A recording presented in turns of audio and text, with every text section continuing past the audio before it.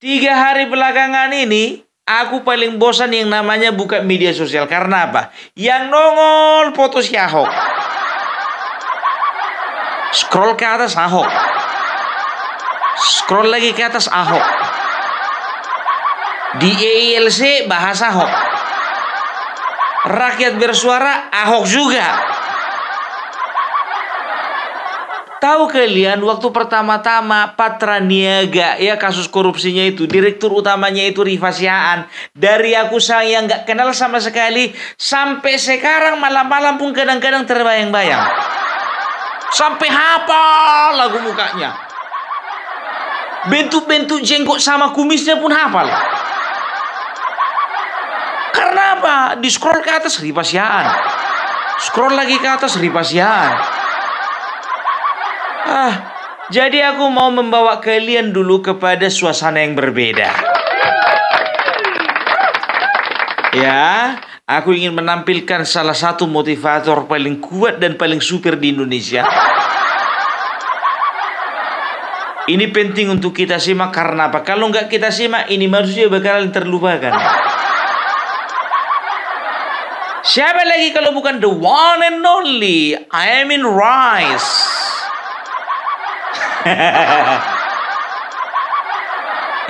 Biar ada variasi. Kalian tahu partai umat bikinannya si Amin Rais terancam hancur. Belum sempat besar hancur. Gak percaya kalian? Ayo kita simak langsung beritanya ya. Ini bukan hoax, ini fakta ini. Partai Umat saat ini sedang mengalami konflik internal.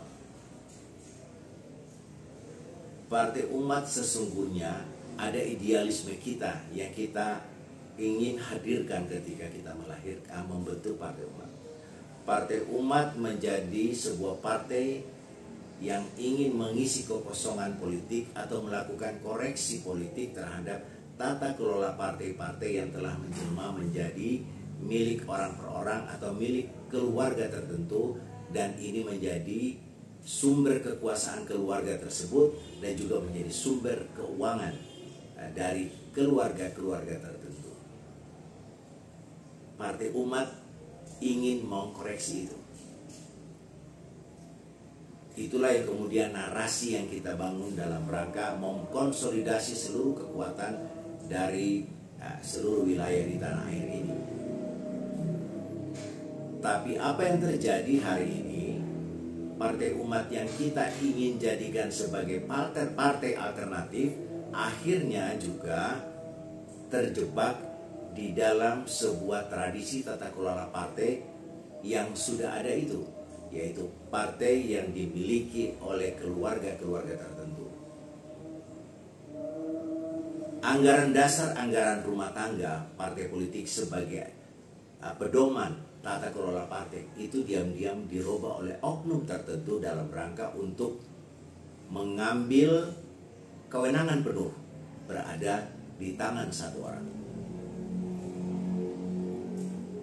Pak Amin ingin menjadikan mantunya sebagai ketua umum partai kembali, dan ini mengalami penolakan dari seluruh wilayah tanah air.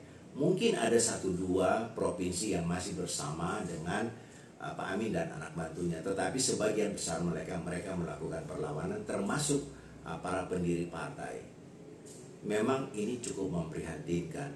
Tapi kalau kita mencoba untuk melihat sejarah mengapa Partai Umat ini lahir, tentu ada persoalan subjektivitas dari Pak Amin waktu itu.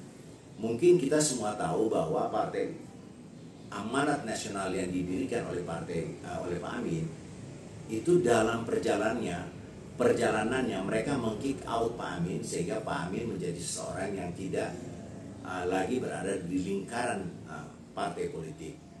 Kami beberapa orang kemudian mengambil inisiatif untuk memprakarsai membuat sebuah partai politik itu. Ada nama-nama di dalamnya, Putrajaya, kemudian ada Chandra Tirtawijaya, Dan ada beberapa nama lainnya yang terlalu banyak kalau saya sebutkan. Memang luka itu, katakanlah ketika Pak Amin tergusur dari Partai Amanat Nasional, memang mengakibatkan luka yang dalam. Pengalaman buruk ini tentu tidak ingin diulangi kembali oleh Pak Amin dan keluarganya. Maka oleh sebab itu, Partai Umat didesain menjadi sebuah partai yang sangat ditentukan dan sangat sentralistik, berada di bawah penguasaan Pak Amin. Kira-kira seperti itu. Nah, berjalannya waktu, teman-teman dari wilayah tentu juga ingin membesarkan partai ini. Tapi ingat, untuk membesarkan partai ini tidak cukup hanya dengan menjual nama tokoh, tetapi juga ada instrumen biaya yang harus menjadi pendorong membesarkan partai. Dan pada pemilu lalu itu tidak terrealisasi. Nah, ketika terjadi perubahan ADART secara diam-diam oleh oknum, timbullah perlawanan sebagai pintu masuk mereka menyampaikan ketidakpuasan, dan saat ini terjadilah perlawanan, mereka menolak pengangkatan anak mantunya Pak Amin Rais menjadi ketua umum dan perubahan ADART. Sekarang kita menunggu perkembangan ke depan. Apakah Partai Umat ini masih bisa diselamatkan atau Partai Umat akan menjadi tinggal catatan sejarah yang tentunya ini menjadi keprihatinan kita bersama, khususnya buat mereka yang memberikan khususnya buat para simpatisan maupun pengurus Partai Umat di seluruh tanah air. Kita nantikan saja apa yang akan terjadi beberapa hari ke depan. Apakah Partai Umat bisa diselamatkan menjadi partai alternatif milik umat, ataukah Partai Umat hanya menjadi bagian dari sejarah yang pernah dibangun oleh keluarga Bapak Amin Rais. Salam perjuangan. Coba kalian lihat dulu itu judulnya aja, ya. Konflik Partai Umat di ujung jurang kehancuran. Jadi ada rencana beberapa orang ini untuk membuang Amin Rais. Di Partai Amanat Nasional dia ditendang, di Partai Umat dia dibuang. Gelandangan. Aduh. Ya, jadi kawan ini ternyata ya diprakarsai oleh beberapa orang membentuk sebuah partai yang dinamakan dengan Partai Umat, dengan tujuan supaya Partai Umat, dari namanya saja kan juga bisa dapat gambaran ya, Partai Umat ya diproyeksikan supaya bisa menjadi partai bersama, bukan partai milik seseorang ataupun partai milik keluarga tertentu, kan begitu. Nah, di tengah jalan ternyata ya Amin Rais ingin mengangkat sekali lagi menantunya menjadi ketua umum. Aku kira politik dinasti cuma ada di merah. Rupanya di si hitam pun ada. Ya hitam lah, kan nama Partai Umat kan hitam. Partai gelap. Ya gelap hitam. Makanya Pak Amin kalau mau bikin nama warna partai itu jangan dominan hitam. Aduh ya, ternyata tidak semua wilayah ya, tidak semua pengurus setuju dengan tindak tanduknya Amin Rais beserta keluarga. Dan dia mengatakan, pengurusnya ini tadi mengatakan ya bahwasanya ada oknum-oknum yang ingin merubah ADART. Bilang aja Pak, orang-orangnya Amin Rais. Nggak usah ditutup-tutup lagi. Kalau memang udah mau hancur-hancur aja. Kan di tepi jurang kalian bilang kan. Itu dia. Dan juga mengatakan bahwasanya ya ada instrumen-instrumen yang diperlukan, yaitu dana, katanya gitu. Cuman di pemilu kemarin tidak terrealisasi.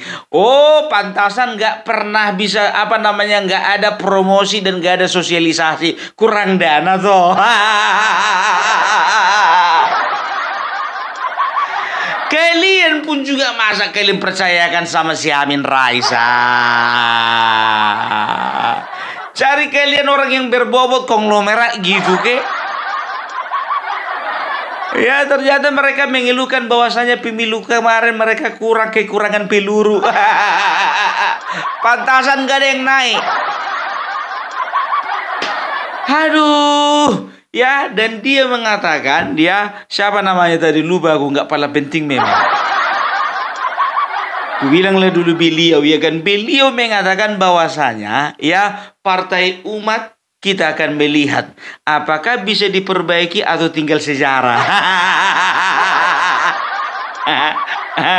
Kalau aku sih berharap pilihan kedua. Kayak mana coba? Ya kan, model pemimpinnya aja seperti itu.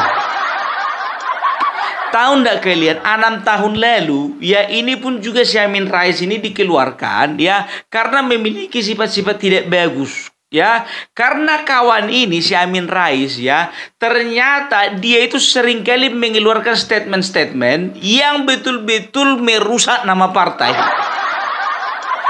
Waktu itu partai ya sedang berada di dalam lingkaran istana, pendukung Joko Widodo, kan begitu. Nah, tapi si Amin Rais ini selalu menyerang. Bayangkan, apa nggak ngamuk orang PAN? Kan begitu. Amin Rais beralasan bahwasanya kalau saya dikeluarkan oleh karena apa? Oleh karena mereka semua itu mengharapkan uang dari istana. Namanya politik selalu ingin dekat dengan kekuasaan. Untuk apa? Untuk membesarkan nama partai politik. Wajar. Yang namanya partai politik itu memang harus pragmatis. Kalau enggak ya kayak inilah Partai Umat. Enggak dapatan dana kan? Kalian mau tahu ya? Ini alasan lengkapnya kenapa yang namanya Amin Rais ditendang dari Partai PAN. Kita lihat, kalau aku bilang dataku lengkap selengkap-lengkapnya. Kita lihat ya, kita lihat mana ini Amin Rais ini. Susah sekali dicari.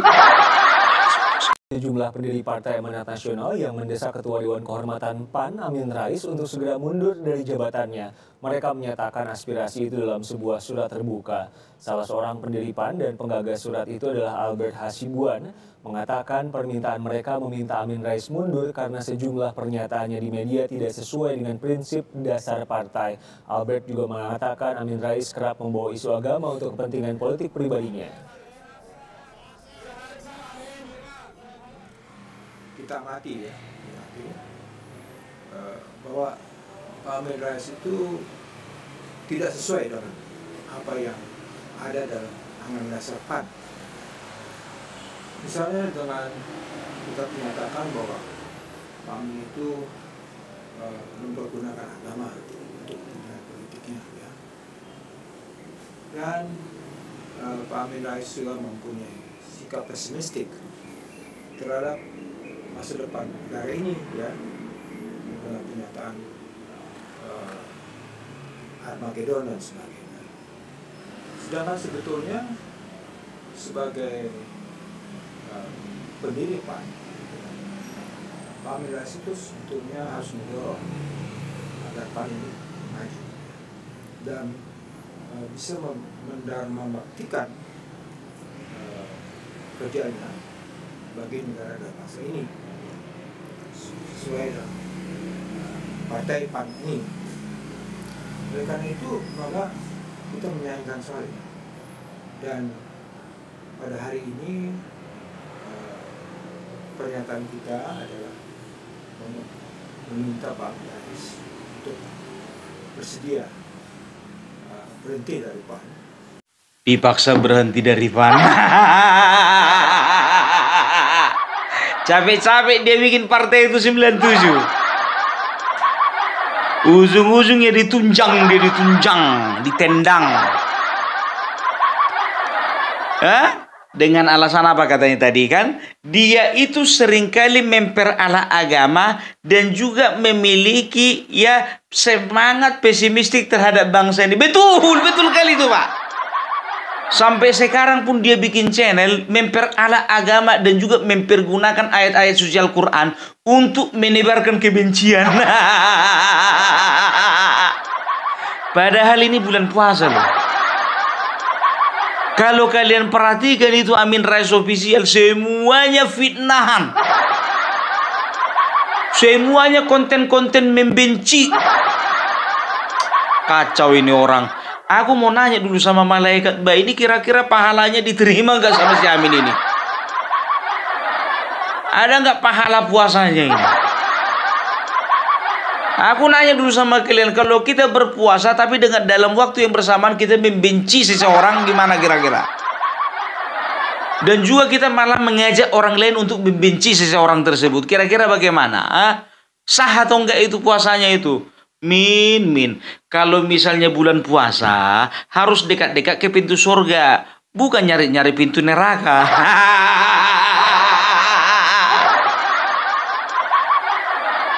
Kau jauhi pintu surga, kau dekati pintu neraka. Ya, isinya orang neraka kan apa coba? Orang-orang yang membenci sesamanya, orang-orang yang menzolimi sesamanya. Inilah manusianya. Ya, ternyata dari tahun 6 tahun yang lalu dia dikeluarkan dari PAN karena apa? Karena dia memiliki sifat ya bagaimana mengajak orang untuk memiliki semangat pesimistik terhadap bangsa ini. Bangsa kita akan hancur, bangsa kita akan merosot, bangsa kita akan penegakan hukum itu akan amburadul. Setelah itu apa, negara ini negara paling korup, negara ini akan hancur-hancuran, negara ini akan porak-poranda. Itu aja isi-isinya, isi khotbahnya itu. Pantaslah kau ditendang kau. Dan kita bisa lihat ya, memang betul ya, waktu itu pada saat itu terakhir posisinya itu sebagai Dewan Kehormatan, kan begitu. Ya udahlah, namanya Dewan Kehormatan ya kan, tapi dipecat dengan tidak hormat. Bukan dipecat sih, lebih tepatnya diminta untuk mengundurkan diri dengan secara tidak hormat. Padahal dia ketua Dewan Kehormatan. Cemana itu Min? Sekarang Partai Umat pun juga diacak-acaknya. Udah aku bilang sama kalian, jujur aja lah ya. Kalau kalian mau pilih partai, jangan pilih-pilih partai yang kayak gitu modelnya. Aku tidak mempersalahkan, tapi lihatlah partai ya yang figurnya memang baik. Figurnya itu adalah figur-figur optimistik. Figurnya itu yang mempunyai visi misi yang besar untuk bangsa ini. Itu dipilih. Ini nggak tahu entah apa visi misinya. Isi kontennya semua konten-konten fitnah.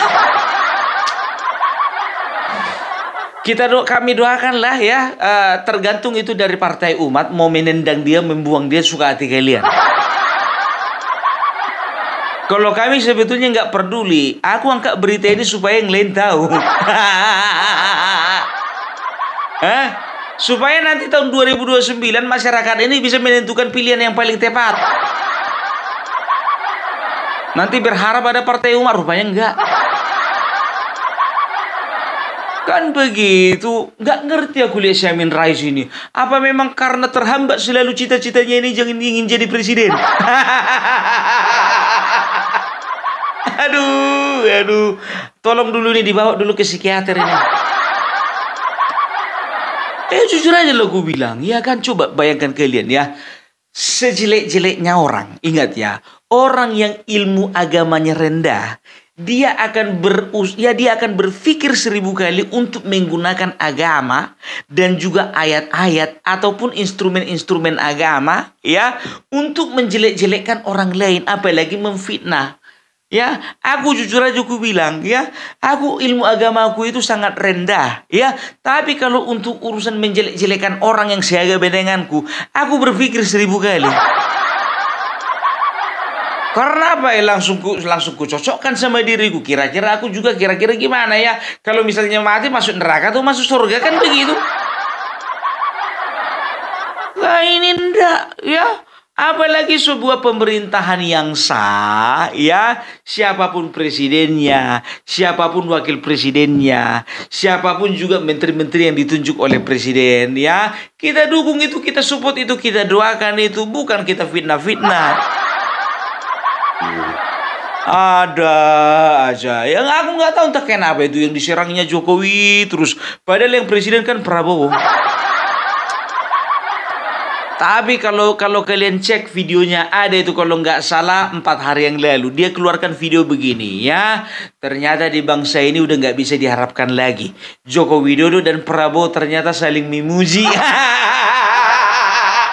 Sakit hati dia.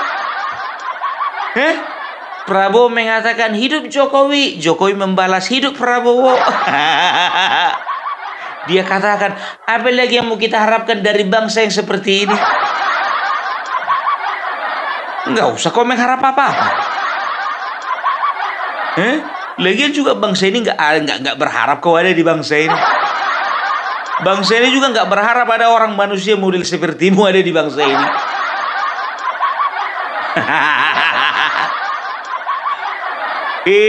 Kalah apa? Aku jujur aja aku bilang, kalau aku punya kakek, punya opung, iya kan? Itu selalu ku nasihati itu, Pung, kalau misalnya ngomong itu hati-hati, jangan nanti keselio lidahmu.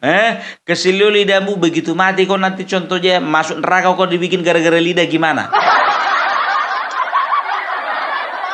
Dicatat malaikat lo itu kata-katamu itu, Pung, ku bilang. Makanya mana pernah menggosip itu apa menjelang akhir hidupnya. Gak pernah itu. Makanya opungku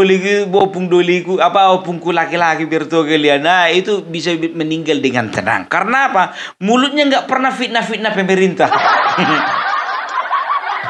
Nggak pernah. Ya, jadi itulah dulu dari Opung Parbelak ya. Mudah-mudahan ya kalau misalnya Amin Rais mendengarkan video Opung Parbelak ini, cepat-cepatlah kau sadar. Waktumu sebentar lagi kawan. Kau ndak tahu kapan ajal menjemput. Ya, ingat umur udah di ujung-ujung. Udah di pinggir jurang. Aduh, udahlah ngalah lah kau, keluarlah kau dari Partai Umat itu. Kasihan mereka. Jujur aja aku bilang ya, kalau memang Amin Rais keluar dari Partai Umat ku dukung. Ya, karena manusia-manusia model kayak gini memang nggak cocok untuk dipertahankan.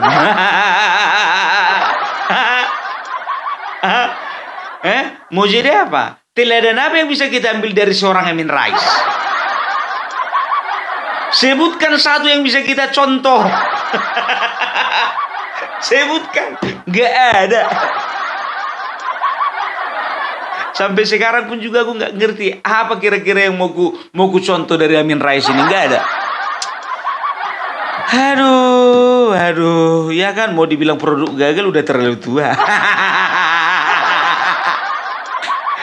Kecuali kalau masih umur 40 dibilang produk gagal, oke lah. Ini udah tua dia, mau dibilang produk gagal, udah kelamaan hidup di dunia. Udah terlanjur. Aduh, Yamin ya. Ini bulan puasa. Jadikan bulan puasa ini momen untuk kita memperdalam ibadah, memperbanyak pahala, ya, sedekah. Begitu. Bukan nyebar-nyebar fitnah. Aduh, pusing aku, Bah. Pusing aku kalau kayak gini, serius. Oke lah dulu ya. Salam Parbelak, salam NKRI harga mati.